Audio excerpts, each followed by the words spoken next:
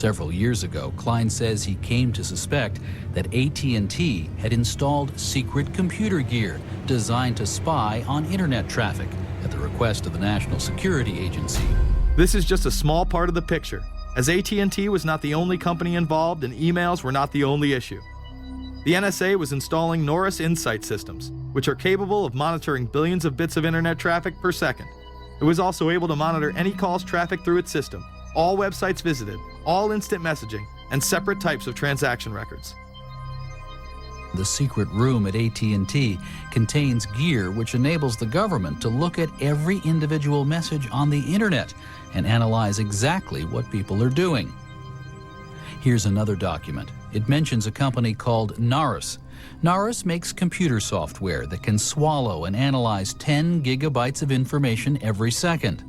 That means it could go through all the information in all the books in the Library of Congress in a little over 15 minutes. The documents Klein and others were able to produce were then censored by the NSA. Bankston isn't allowed to talk about the documents in detail. The government has since had them sealed. But he says what is in there boggles the mind. We are talking about a substantial portion of all the communications traffic in the United States. The policies have been shielded by the Obama administration and continue to this day. Attorney General Holder has publicly stated lawsuits be thrown out of court, and after several attempts, Klein and other cases were thrown out as well, once again citing the national security of what used to be a constitutional republic, not a massive corrupt slave state. Living in the New World Order, when it's close to completion, for the average citizen, for people like you and me, is going to be essentially slavery. We're never going to be able to get ahead. We're never going to be able to amass enough wealth, essentially to retire or to do what we want to do in life. We're going to constantly be working for the man. They're creating essentially a two-class system. So it's going to be an inner ruling elite and then everyone else. And I got news for you. You're everyone else. The New World Order that is currently being built revolves around creating a global technopoly ruled by the elite, in which they dominate and control a severely reduced populace, which they treat as their pets. In the New World Order, the people are the enemy.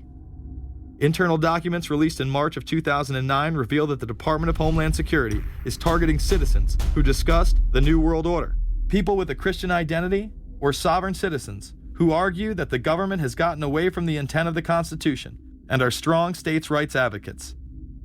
People who are anti-immigration, stating, extremists will argue that immigrants are taking the jobs of U.S. citizens during times of high unemployment and without paying taxes. People who oppose the Federal Reserve banking system. People who display constitutional party or libertarian material. People who support Ron Paul. And those who have bumper stickers containing anti-government rhetoric. This document is one of literally thousands that make everyone a possible terrorist. This establishes a pattern of demonizing ordinary citizens while giving draconian powers to the state. You are considered guilty until proven innocent. As technology is developed, separate parts of their command and control system are beta tested around the world. Here at home, Boy Scouts are being trained to take on returning veterans and disarm domestic extremists, while national programs such as City Year are training young people to serve the government. I am change. I am fierce. In the United Kingdom, it has been established there are over 4 million CCTV cameras. That is around one camera for every 14 citizens. Their purpose is not to solve crime, as it takes 1,000 CCTV cameras to solve just one crime. It is to create a tattletale society in which everyone is under constant surveillance by the state and those around them. The company Internet Eyes is now paying people to log on to the internet and watch CCTV cameras in real time as they turn in criminals for cash. Families deemed by the state to be unfit in England have now been put under 24-hour CCTV supervision in their homes. This program has plans for 20,000 families in England, which is to double in the next 2 years. Your every move in both your home and the outside world is under constant surveillance by a criminal elite who operate above the law. As we are constantly under the microscope, their activities remain in the shadows. Obama extended diplomatic immunity to Interpol with Executive Order 12,425, further empowering criminal behavior within our own government. In the Middle East, endless wars will continue. Under the Obama administration, we have sent tens of thousands of more troops into Afghanistan, all while the same network exposed in the Iran-Contra affair discussed earlier controls the opium trade. It was revealed in October of 2009 that the CIA had been funding puppet Afghani leader Hamid Karzai's warlord brother for the last 8 years. He is the lead opium dealer in the region. It seems the same cartel that was dealing drugs in the 80s and 90s never stopped. After all, how else could the government fund black operation programs across the board? The Karzai regime has whole sections of it which are drug supported, and we can't touch it. We turned Afghanistan into the major supplier of heroin for the world. It happened under CIA supervision. This continues while many of the Taliban are literally on U.S. payrolls. Is there a possibility that we have Taliban employees? The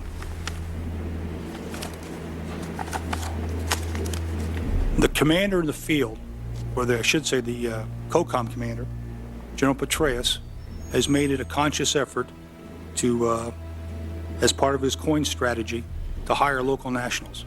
I can't talk in this forum, nor am I the qualified guy to talk about it, but there is no doubt in my mind, one day you're on one side of the ledger, the other day you may be on the other side of the ledger. Biometrics have been instituted in both Afghanistan and Iraq, where individuals are subject to fingerprint devices, iris scanners, and electronic databases to screen local residents as well as DNA tests. This includes anyone within the populace of a combat zone. Someone has to go out there with the biometric registration equipment, take your iris scans, take your scans and get you registered in the system like that.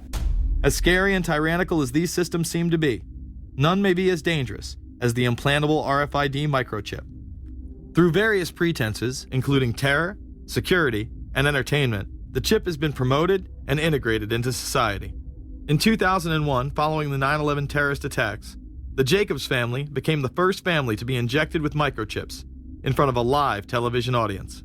We have a Florida family who are really pioneers in a brave new world. They have volunteered to be the first ever to have microchip identification devices implanted into their body. After 9/11, I was really concerned with the security of my family. In 2004, the FDA approved the use of RFID technology to be implanted into human beings. However, studies dating back to the 1990s show the implantable microchip has been linked to cancer in animals, but this has not slowed the agenda of control. In Barcelona, trendies get chips in order to receive VIP status at the exclusive Baja nightclub. A simple swipe of the arm gets them in without a line, and it pays for their drinks too. The Mexican government also chipped employees for security measures in 2004. We were interested today to hear that more than 100 law enforcement officials in Mexico are having microchips implanted in their arms. The chips allow a person to be scanned, sort of like a cereal box at the supermarket checkout. Mexico's Attorney General and 160 of his deputies have had microchips implanted in their arms. It is to provide access, said the Attorney General, to the right people in exclusive areas. Today, aside from being promoted as a device that can save your life by storing all of your medical information in it, it is being promoted as the next generation tool for video gaming. Sega developer Yu Suzuki plans on developing gaming technology using implantable RFIDs. He states, people that have some sort of chips in their bodies, to be able to keep track of vital signs, so it doesn't have to be a scary thing.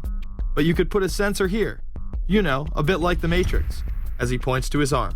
It's not really something only in the future. Some people already have them, chips in their bodies. Suzuki is correct. It has never been easier to order a microchip online and implant it under your skin. Microchips implanted in your hand, arm, or shoulder is just the beginning. Some have already taken implantable brain chips that may enable the blind to see again, the deaf to hear, and much, much more, including the ability to download information directly into the brain and instantly communicate with anyone in the world, creating a worldwide mind. It's very interesting that the way that the New World Order is going is moving towards a system that is identical to that, whether it's going to be an implantable microchip, an RFID, a thumb scan, whether it's going to be some sort of a tattoo. Imagine a planet where every human being is required to be chipped at birth. This would be the final tool implemented in a command and control world government system in which the elite rule the masses with total control of their lives. This is, of course, a terrible predicament for those of us who are convinced that this system is slowly but surely destroying this country and has to be changed. but we can't count on the elected